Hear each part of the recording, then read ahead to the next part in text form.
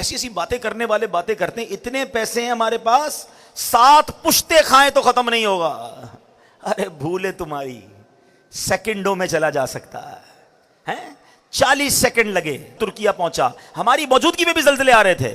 यानी मैंने अपनी आंखों से देखा, बड़ी बड़ी बिल्डिंगें, आलीशान बिल्डिंगें, लग्जरी फ्लैट्स, करोड़ों रुपए के वो फ्लैट्स होंगे। बिल्डिंग बता देती है ना कैसा फ्लैट, इलाका बता देता है।